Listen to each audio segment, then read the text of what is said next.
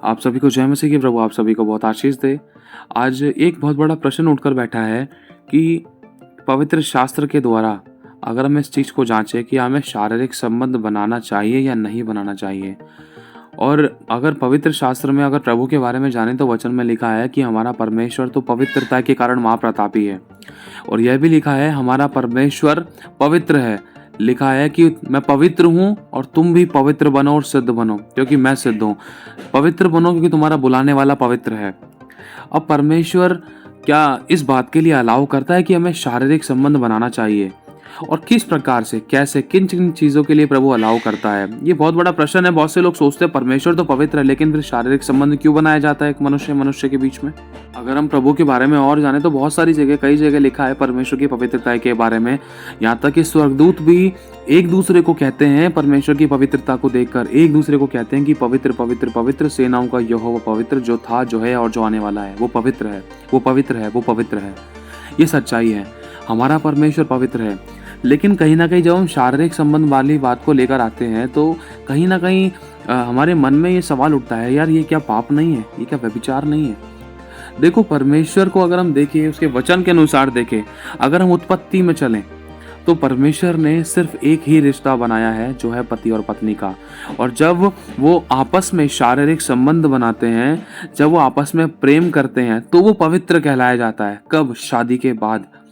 ये परमेश्वर की ओर से एक आशीष थी कि तुम पृथ्वी पर फलो फूलो और भर जाओ, पृथ्वी पर समा जाओ और पृथ्वी पर अधिकार करो। ये परमेश्वर की ओर से एक आज्ञा थी, क्योंकि परमेश्वर को आदम का अकेला रहना अच्छा नहीं लगा। इसलिए परमेश्वर ने उसके लिए एक हवा बनाई जो उसके संग और साथ रहे, वो भी उसकी पसली से बनाई। तो परमेश्वर ने कहा कि दोनों एक मन एक तन होंगे और पृथ्वी पर अधिकार करेंगे, और ये फलेंगे फूलेंगे और पृथ्वी पर समा जाएंगे, भर जाएंगे और अधिकार और रूल करेंगे। तो ये जो रिश्ता है पति और पत्नी का, ये परमेश्वर की ओर से पवित्र है। जब पति और पत्नी शारीरिक संबंध बनाते हैं, पति और पत्नी की स्टैंप लगने के बाद, जब वो सच में एक पति और पत्नी हो जाते हैं प्रभु की उपस्थिति में, प्रभु की इच्छा के अनुसार, जब एक लड़का एक लड़की जब एक शादीशुदा जोड़े में खड़े हो जाते हैं, जब उनकी शादी हो जाती है, तब वो ये शारीरिक संबंध, ये जो पवित्र बिछोना है, इसमें वो अपना हाथ जुटा सकते हैं। ये एक पवित्र रिश्ता बन जाता है, वो एक पवित्र संबंध बन जाता है। ध्यान से समझना, क्योंकि अगर हम पवित्र शास्त्र में पढ़ते हैं इन बातों को, तो एक शारीरिक संबंध जब एक पति और एक पत्नी अपने पति के साथ, एक पति अपनी पत्नी के साथ जब एक शारीरिक संबंध बनाता है, जब प्रेम करता है, तो वो एक पवित्र बिछोना गिना जाता है। ये व्यभिचार नहीं है, प्रभु के वचन के अनुसार इस बात को जांचा जाए तो। लेकिन अगर हम वचन में पढ़ते तो लिखा है परमेश्वर ने व्यभिचार के कारण सदोम और अमोरा को नाश कर दिया। व्यभिचार, सोचो। अब एक तरफ लिखा है कि पवित्र बिछोना है, पति और पत्नी आपस में प्रेम कर सकते हैं, सिर्फ पति और पत्नी, इसके अलावा दूसरा और कोई रिश्ता है ही नहीं।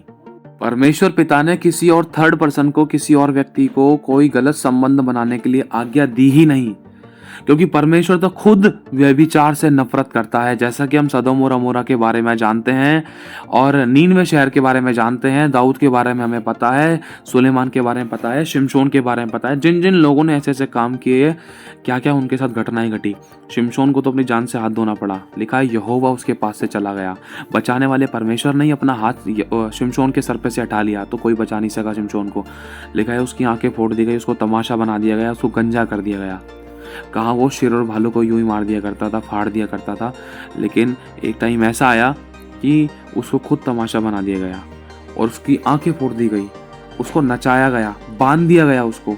कहाँ उसको कोई बांध नहीं सकता था, लेकिन ऐसा क्यों हुआ? उसने व्यभिचार किया, इसीलिए उसके साथ ऐसा हुआ। शैतान को खुद अवसर दिया। और दूसरा, अगर हम जानते हैं, सुलेमान से भी गलती हुई, दाऊद से भी गलती हुई। दाऊद ने जब ये पाप किया तो परमेश्वर की दृष्टि में जो बुरा था उसने वो किया, और परमेश्वर ने परमेश्वर को क्रोध आया दाऊद के ऊपर, और दाऊद को उसके बारे में कितना बुरा, कितना गलत सहना पड़ा। और ये श्राप दाऊद की 10 पीढ़ियों तक में रहा। फिर व्यभिचार, बाप ने व्यभिचार किया, फिर उसके बेटे ने व्यभिचार किया, फिर उसके बेटे ने व्यभिचार किया, ऐसे करते करते 10 पीढ़ियों तक रहा। और अगर हम जाने, नीनवे शहर में भी यही व्यभिचार का पाप था, मूर्ति पूजा का पाप था। और अगर हम जाने सदोम और अमोरा में, सबसे पहले सदोम और अमोरा एक जगह थी, वहाँ पर भी ये बहुत गंदे तरीके से पाप हुआ करता था। एक पशु के साथ एक मनुष्य शारीरिक संबंध बना रहा है, एक लड़की लड़की के साथ, लड़का लड़के के साथ। जैसे कि आज हम जानते हैं कई देशों के तो रूल्स और रेगुलेशंस भी बन चुके थे। शैतान की इतनी बड़ी चालें थी कि लड़का लड़के के साथ शादी कर सकता है, लड़की लड़की के साथ शादी कर सकती है।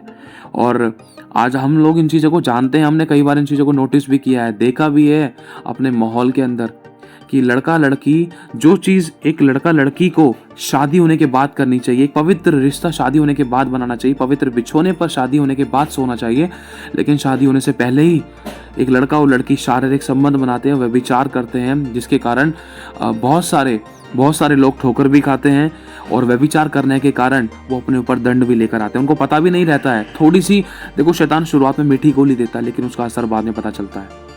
और बहुत सारी ऐसी बातें सुनने में भी आई हैं कि अनचाहे गर्भ भी हो गए। अनचाहे गर्भ, देखो ये बात आप सब जानते हो, हम सब इन बातों से मतलब अनजान नहीं है, हमें पता है। स्कूल कॉलेजेस के अंदर भी ऐसे व्यभिचार के काम हुए हैं। स्कूल के अंदर भी छोटी छोटी उम्र की बच्चियां, छोटी छोटी उम्र की लड़कियों के साथ भी ऐसे व्यभिचार हुए हैं। हमने प्रेग्नेंट होने तक के भी बारे में सुना है। क्या आपने नहीं सुना? इस बात को सुना होगा आपने, यूट्यूब पर भी कई सारी वीडियोस को आपने देखा होगा, सुना होगा, न्यूज़ में देखा होगा। यहाँ तक कि ऐसी ऐसी बातें सुनी है, बड़े बड़े लड़के ने 3 साल तक की बच्ची के साथ शारीरिक संबंध किया। देखो ये सब चीज़ें व्यभिचार कहलाता है। और इस प्रकार के शारीरिक संबंधों से परमेश्वर नफरत करता है, जिसके कारण परमेश्वर ने सदोम और अमोरा को आग के भट्टे में तब्दील कर दिया था, जला दिया था, भस्म कर दिया था। एक भी बंदा नहीं बचा था वहाँ पर।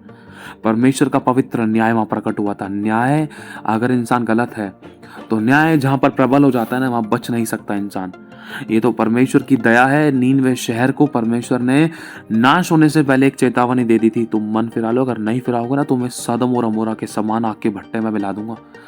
परमेश्वर ने योना नबी के द्वारा वहां पर एक चेतावनी भेजी और वहां के लोगों ने सदोम और अमोरा को याद किया। अरे ये तो वही पवित्र परमेश्वर है जिसने सदोम और अमोरा को इन्हीं पापों के कारण आग के भट्टे में तब्दील कर दिया था, नाश कर दिया था, मिला दिया था मिट्टी के अंदर। अरे हम लोग अगर पापों से तौबा नहीं करेंगे, हम लोग क्षमा नहीं मांगेंगे, माफ़ी नहीं मांगेंगे, अगर अपनी गलती को अगर मानेंगे नहीं, अगर छोड़ेंगे नहीं, तो कहीं हम भी नाश ना हो जाए। तो तुरंत सदोम और वहाँ के नीनवे शहर के लोगों ने पश्चाताप किया, माफी मांगी, सर पे टाट ओढ़े उपवास में आ गए, भूखे रहे, रोते और भिलकते रहे कि हे स्वर्ग के परमेश्वर, हमें नाश मत कर, हम पर दया कर।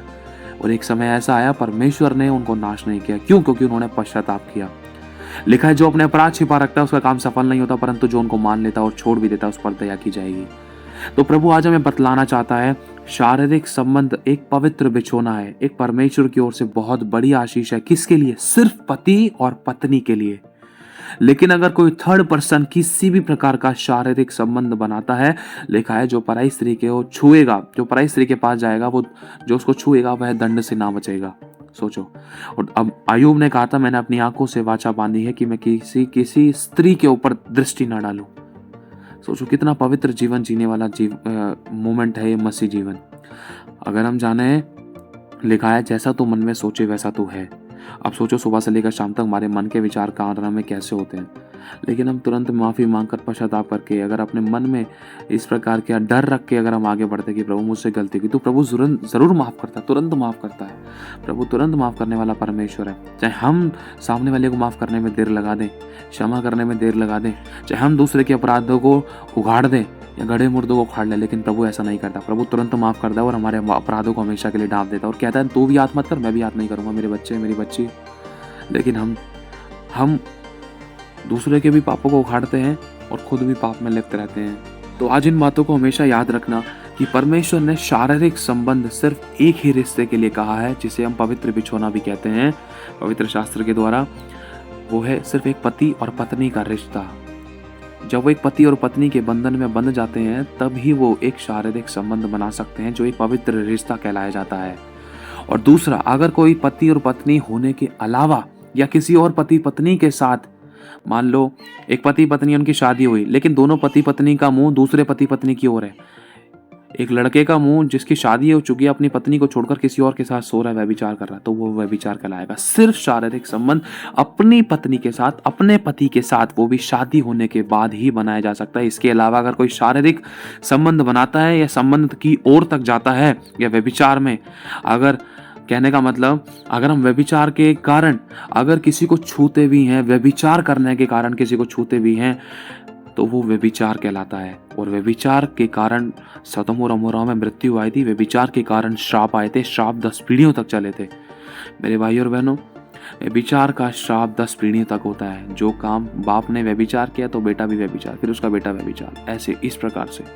तो मेरे भाई और बहनों, अगर आज ऐसी गलती हो भी गई तो पश्चाताप करो, माफ़ी मांगो। ऐसी चीज़ों से, ऐसे लोगों से डिस्टेंस क्रिएट करो जो आपकी आत्मिकता को खराब कर रहे हैं। आपको नहीं पता है, अधोलोक तक प्राण पहुंचा देती है ये गंदी दुष्ट आत्मा, जो किसी के भी द्वारा काम कर सकते, किसी भी स्त्री के द्वारा, किसी पुरुष के द्वारा। तो मेरे भाई और बहनों, इन बातों का हमें ध्यान रखना है। परमेश्वर ने सिर्फ एक पवित्र रिश्ता बनाया है जो है पति और पत्नी का, और सिर्फ पति और पत्नी ही आपस में एक दूसरे के साथ शारीरिक संबंध बना सकते हैं। अगर कोई इसके अलावा बना रहा है तो वो व्यभिचार है, और पाप की मजदूरी मृत्यु है। अब वो व्यभिचार का पाप किस प्रकार से पलट कर मिलता है, चाहे कोई बीमारी के रूप में पलट कर जवाब मिल सकता है, गरीबी के रूप में, घटी के रूप में, लड़ाई दंगे, मौत, एक्सीडेंट के रूप में। तो प्लीज़ इस बात का हमें खास कर ध्यान रखना है। तो प्रभु आशीष दे आप सभी को। जय मसीह की।